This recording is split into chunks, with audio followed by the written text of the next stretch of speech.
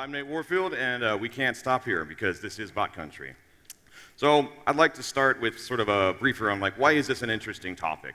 To me, I think network security is very important, and I feel like today it's kind of one of those things that gets overlooked by a lot of people. We're busy with patching, we're busy with worrying about phishing, and we're kind of forgetting about the network that's sitting there running everything in the back. These network equipment are getting exploited very, very quickly today too.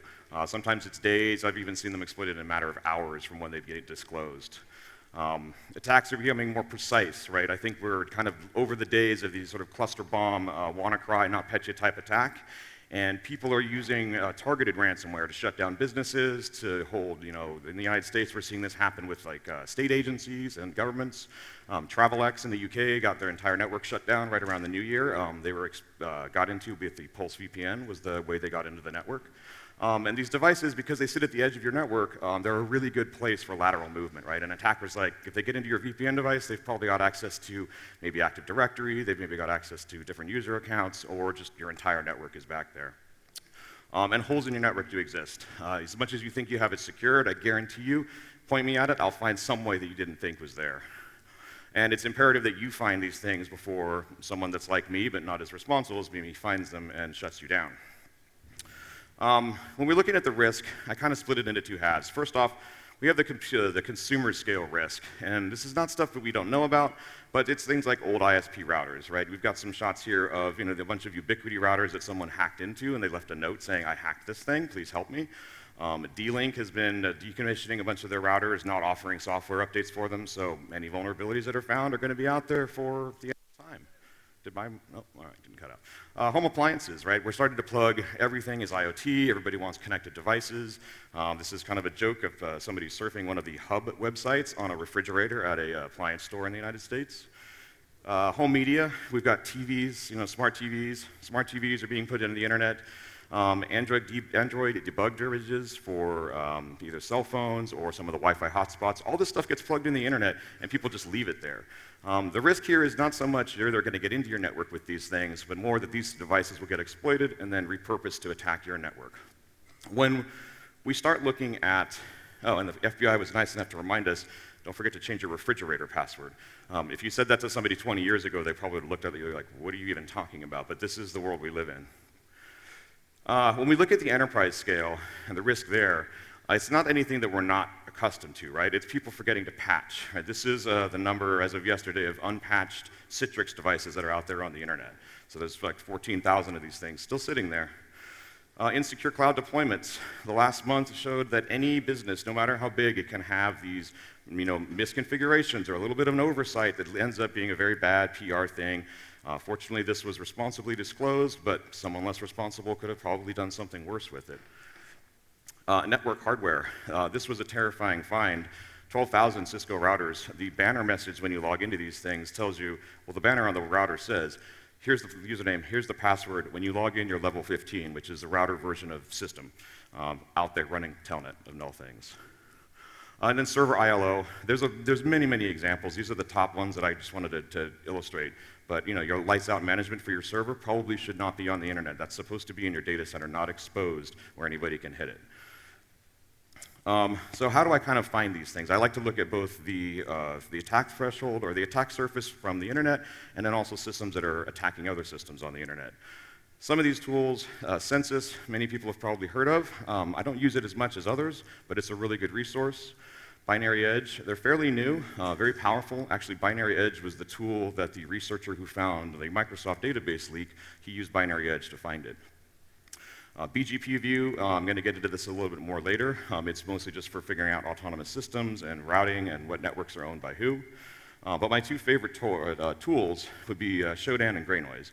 I'm fortunate enough to work for a company like Microsoft where they buy the very expensive enterprise license for me, so I get to play with all the fun features.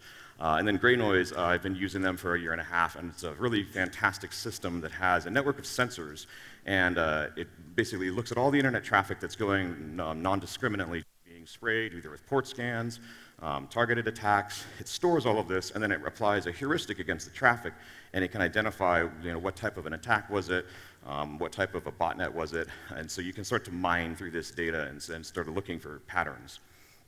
So, kind of going to start with GrayNoise here. The malicious traffic. GrayNoise has about 15 million IP addresses that it's seen sort of programmatically scanning the internet looking for stuff. 6 million of those it can tell right off the bat are malicious based on the heuristics that it has. I kind of did a small sample of some of the tags that it assigns. There's 360 odd tags that it uses. I don't have space to show you all that here, but every single country on Earth is doing this. And what really was surprised to me is even Antarctica has a machine that's doing some sort of malicious activity, right? All the way down there, some machine has been hacked into and it's doing something weird. Now, there's another 9 million addresses that GrayNoise doesn't know what they are. And usually when they say it's unknown, it just means they don't have a heuristic for it. So whatever the traffic is doing might be bad, but once we figure out, once a heuristic is developed, and gets applied, then you usually see tens or hundreds of thousands of machines that are actually doing a specific thing. So when we want to go and look, I used Greenland as the example here. So I can pull this in, put the IP address of one of these Greenland malicious machines in, and GrayNoise is nice enough to tell me, okay, I've seen this thing doing MS SQL brute forcing and scanning for MS SQL databases. Now, you can flip over to Shodan, and you can see, okay, well, what is this IP address? What is it running? What ports are open? And you'll notice at the bottom, there's a little thing for vulnerabilities. Shodan will try to tell what vulnerabilities the system is exposed to. In this case, this is one of the WebDAV, I believe it was one of the vulnerabilities that the shadow brokers dropped on 2017. And so we know that's weaponized POC. It's almost guaranteed somebody used that vulnerability, hacked into this IAS machine, and has repurposed it to scan the internet for MS SQL and try to brute force databases. And it's also interesting, you'll notice the little red dot there. Shodan consumes GrayNoise data. So when you look at an IP, if GrayNoise has seen it, Shodan will know it too. You won't get all the details that you get out of GrayNoise, but it's kind of a cool little indicator. So I wanted to say, what does the last 12 months look like? I was kind of curious, what are people looking for on the internet in the last year? So there's 139 different heuristics that are sort of worm-ish. Some of these are RCEs, some of them have actual CVE exploits. I can't really go into all of the details on them. You can talk to me later about that. But when I broke it down, there's 3.9 million IP addresses that are actually doing some sort of wormy activity, right? You'll notice that EternalBlue, it takes up most of those. So a 3-year-old vulnerability is still a huge, it's probably 2 or 3 million machines that are still out there trying to scan and pop and use the EternalBlue exploit. And this makes up about 68% of malicious traffic that's seen by GrayNoise on the internet. The other thing that GrayNoise picks up is brute forcers. So I started doing a breakdown of what are all the brute forcings doing? There's 16 different techniques that it can catch a heuristic for. And those make up about 1.5 million IP addresses, which is quite a lot of people trying to brute force. And it's nothing we haven't seen before, right? It's Telnet, it's SSH. It's also a bunch of the administrative tools like RDP and VNC, things that you really shouldn't be opening up to the internet, but people still do anyways. And that comes out to another 26% of the malicious traffic is just brute forcing attempts. I wanted to give you a little illustration of what you can do when you're looking at a specific country. So the other day in my hotel, I said, let me look at what's coming out of Israel. So you can do a breakdown. What I'm filtering down is the only things that have more than 100 IP addresses in them, but here's the top networks in Israel that are out scanning the internet looking for things. Some of the heuristics that it's identified of the traffic that's coming out of Israel. So Mirai is not a big surprise to be the top one. We see a lot of Telnet stuff here. Just sort of this is fairly common across almost any countries. And then the operating systems, it can detect which OSs are running, which is kind of cool. And like I said, being a network engineer, to me, an autonomous system number is like my neighborhood. That's where I focus on that as my way of mapping out networks. But your top ASNs that are looking for things are also visible in GrayNoise. Now, GrayNoise it's more than just a reporting mechanism, right? You can start using some of this data for actually forensics and augmenting your other threat intelligence feeds. One of the cool features when you're running the command line client is you can actually take your log file, throw it into this GrayNoise analyze. It'll pull out all the IP addresses that it's seen in the log file. It'll push all those IP addresses through GrayNoise, and it'll tell you, here's all of the systems that are doing weird things, and here's all the bad actors versus here's your normal customers or your users. This screenshot is just from one of my VMs, so 3 of the attempts were good because that's me SSHing in, and all the rest of them were basically people in China and other countries trying to brute force my SSH server. This is one of the cooler features that it's still in beta, but they allowed me to talk about this. I asked them if it's cool, and they said, yeah. What it's doing is it's what I call a packet capture time machine. So all of this traffic that GrayNoise is seeing, it's storing all of it in probably petabytes of PCAPs. Once this thing goes live, you'll be able to say, give me an IP address, give me a time slice, like 6 months ago, I want to see what this IP address did. And it'll chew through this, and it'll drop you out a packet capture file that you can open up in Wireshark. So this example here, I found a machine from that was back in the fall that was doing MS SQL brute forcing. So I was like, okay, what are they doing? And you can see the username that it's trying, the password that it's trying. Some of the redacted bits are there to protect GrayNoise's sensor IPs, because I'm not trying to expose them to people bypassing them. But this is a really cool feature, just being able to look back, years ago and see, what did this IP do? What did it do later? For augmenting threat intel data, this was kind of fun. There was a FireEye blog post that was talking about an actor that were going after, I don't even remember what the service was, but buried in the blog post, they mentioned this web server path that this exploit was throwing. So I was like, I wonder if that's in GrayNoise. I search it in GrayNoise, and lo and behold, there's 200 machines, almost all of them are in China, that are all doing this type of malicious activity that's a known malicious actor. So you could, if you were so inclined, take this list of IPs, put them in your firewall, put them in your block list, and say, hey, you know what? I know this is a bad guy. I don't want to let them in my network. You're not even just be indiscriminate about blocking this traffic, which is, I think, a pretty cool feature. So I kind of wanted to go about an attack timeline. There was this Citrix local file inclusion vulnerability that made the news in the last month. So Citrix disclosed this vulnerability on December 17th of last year. And I think that probably because of the Christmas holidays, a lot of people weren't really looking. They didn't get much news traction for the rest of December. But in January, this guy from Tripwire saw this and decided to dig into it and say, hey, what is this vulnerability? How do you exploit it? What's the risk? So he wrote a very verbose blog post on how to test for it, the exact string that you would send to a NetScaler device to actually see if this thing was vulnerable. So GrayNoise added a signature for this the next day. So they said, we should check and see if people are trying to exploit this thing. 1 day later, literally 1 day after they had a signature, they started picking up attack traffic. Now, the screenshot on the bottom left side is actually right from their servers. I said, can you give me the very first IP that you ever saw try to exploit it? And they're like, yes, we can. Here it is.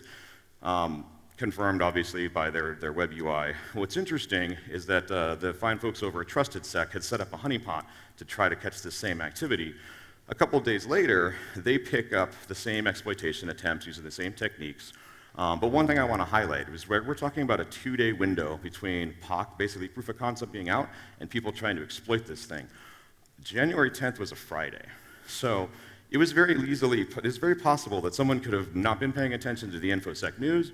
They go home for the weekend, they come back in on Monday, their NetScaler's been hacked. Like, that's how little time you have to address this stuff. And if you've worked for a large company, you know how long a change windows and change approval processes can take. If it's a VPN device, your executives aren't going to be real happy when you're rebooting that thing in the middle of the day. But you need to understand that time is not on your side in these things. And then GrayNoise even started picking up as the InfoSec community picked up on this and said, hey, we need to start defending ourselves. Attackers shifted it, and they started using like URL encoding to try to get around filters that people were putting in place. And GrayNoise picks that up too. So it's like, you can try, but you can't really hide when you're doing this indiscriminate scanning. Now, mind you, if someone's targeting an attack at you, GrayNoise may not pick this up, but most of these attackers aren't. The other thing I like to look at, so switching over to how do we defend ourselves from this stuff. I do this pretty frequently for customers when I'm asked, usually in preparation for talks like this.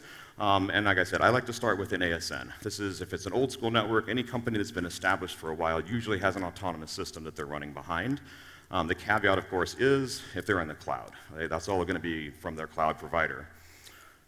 This is where I start using BGP view, right? I'll say, okay, let me figure out where this is, what's this network, and I start looking for anomalies, like this network in Iran is my favorite network, because they're allegedly a cellular and internet company out of Iran. They've got 1.3 million IP addresses that they own. Now, when we look at Shodan, there's a surprisingly low number of these things online. If you go comparison to the United States, some of the ISPs there, you see millions and millions of things online because it's the modem interfaces. The fact that this one only has 3,000 is kind of weird.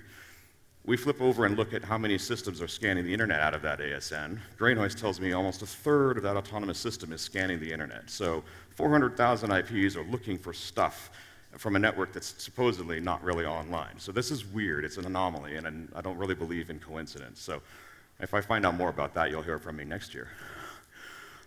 So, like I mentioned, cloud networks can be kind of tricky when you're looking to find attack surface. So that's when I switch over to DNS. And there's another place that Shodan can be super powerful, is it has a feature where you could say, show me all the hosts that you know about in a domain, right?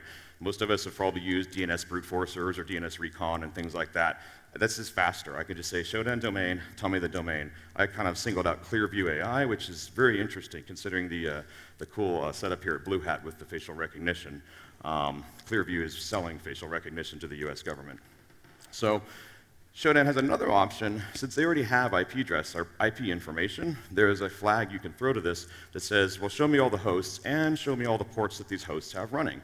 So you don't have to even, you can find this out. You can find out where their footprint is across all of their different environments and what ports are open on those hosts.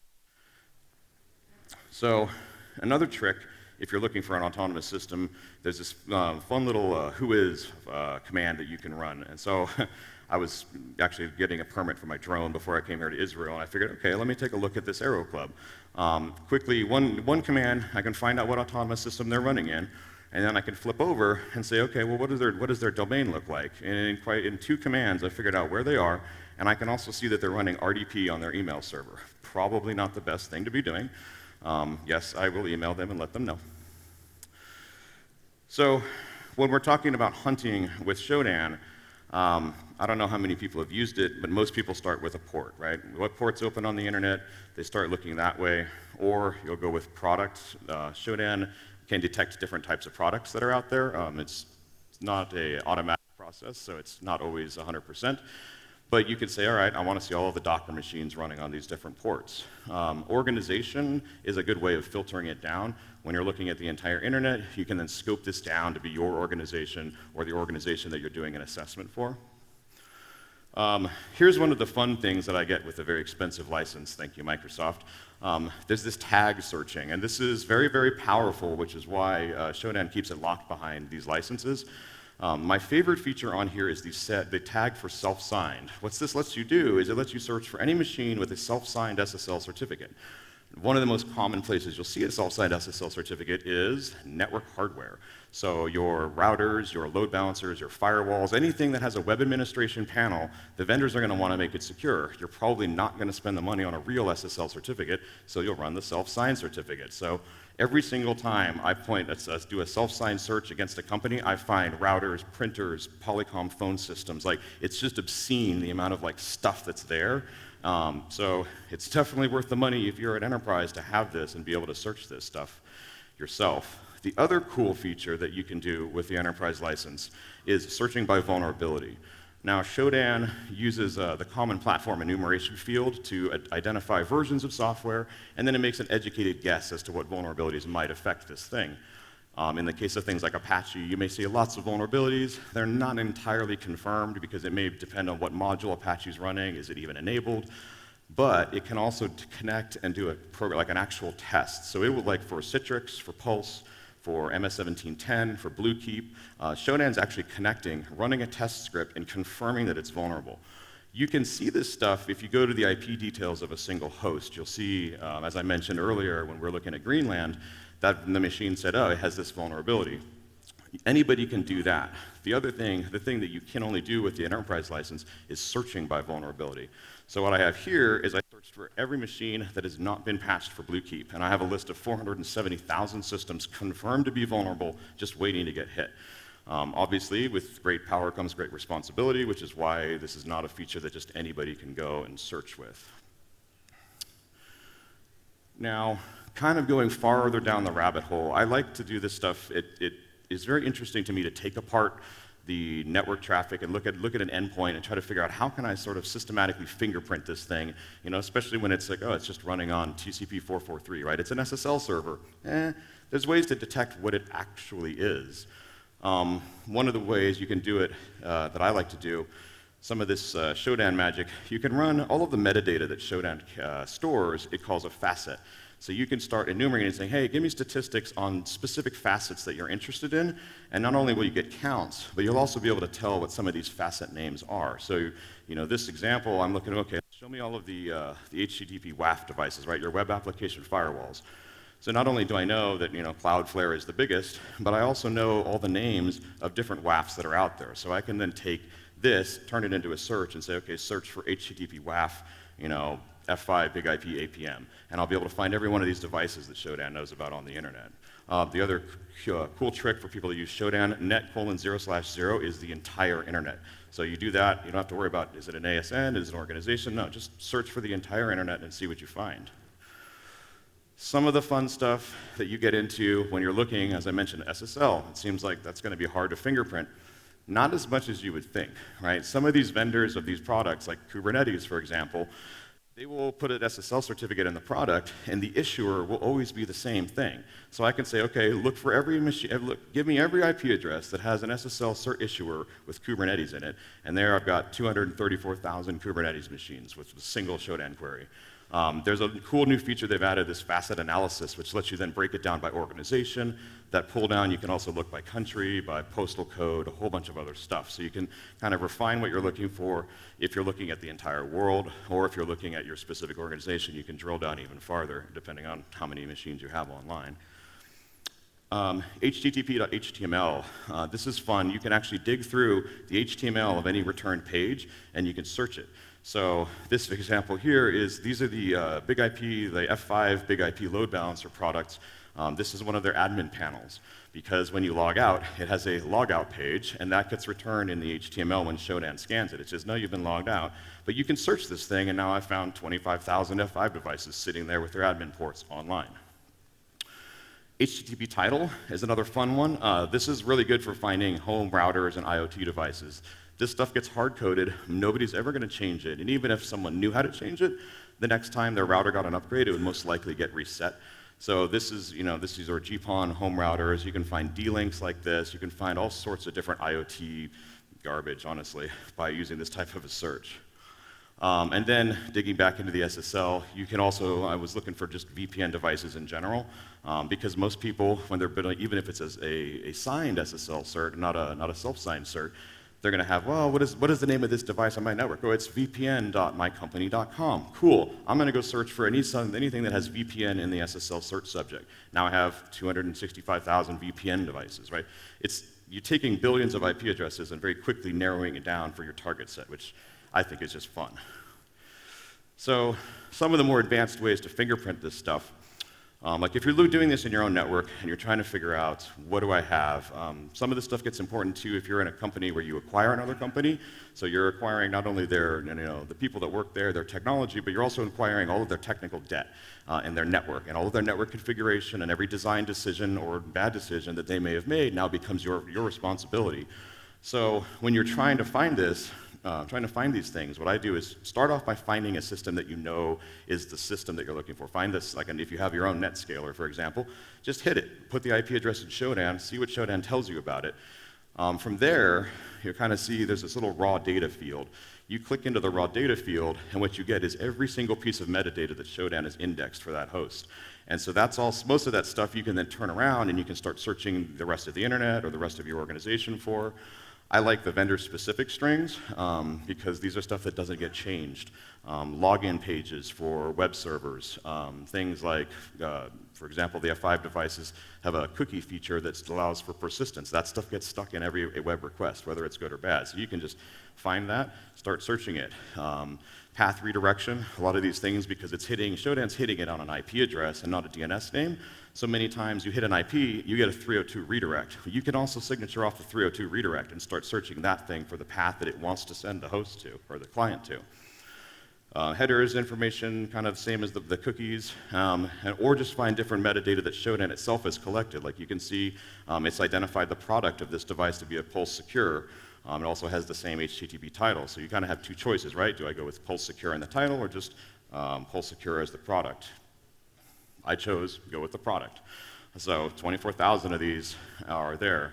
Sometimes these results will be very complex. There's going to be a ton of data, so you can also download it into a JSON file and then write some Python code or use JQ or one of those tools to kind of chew through it and start finding commonalities. One of the pro tips, if you're good with Python and you don't have $10,000 for that enterprise license, You can just write a Python script, download all of this, like take your target network, download everything, run through the Python, and find all the self-signed certs yourself, right? It saves you some money if you can't afford the license, and you get the same net result. So, some case studies. I kind of make it a game when I see new vulnerabilities get announced, things get dropped on the internet. My goal is how fast can I find them, how many of it can I find them, and like how accurate is it? And I try to share this with people. Just in my opinion, I should be helping others defend their networks and not just hoarding all this information. So the Pulse VPN vulnerability that I mentioned, that was the one Travelex got hit with, and I think a few other businesses. This came out last summer. Initially, Shodan didn't have any sort of a detection for it, right? They do have a significant amount of lag between something getting announced and then being able to pick it up, both in building the fingerprint or the test, and then it does take a while for them to scan 4 billion IP addresses. So they may not get it in there tomorrow, but it doesn't mean attackers are waiting, right? You need to find this yourselves, protect your network, don't rely on Shodan, use it as a tool to find this stuff. So initially, as I mentioned, the 302 redirect for that Pulse device sent you to this /danana page. You could just search that, find them all. A few months later, Shodan did add a vulnerability tag, but it would have been too late if you'd been waiting around. So this was a fun one. With Citrix, I actually ended up building about a dozen different detections for this. This is the one that I kind of went with, which is the HTTP WAF of the NetScaler. This one was unique in that Shodan actually added a detection like 2 or 3 days after people started seeing exploitation, because they just know, they understand that it's important. But this is the little pro tip, and 125,000 of these things. Now these aren't just VPN devices, these are also Citrix makes load balancers. They all show up as the same device. This was a fun one. So Microsoft, MSRC, actually the team I work for, we released some patches in January for RD Gateway, which it was actually the UDP transport service that runs on 3391. At the time, Shodan didn't actually scan UDP 3391. So I sent him an email and said, hey, could you start scanning this? In the meantime, I'm going to go and start digging around. What I did was, we have an RDP gateway system at Microsoft. There's one that we use for our own corporate stuff. So I just said, what does Shodan know about it?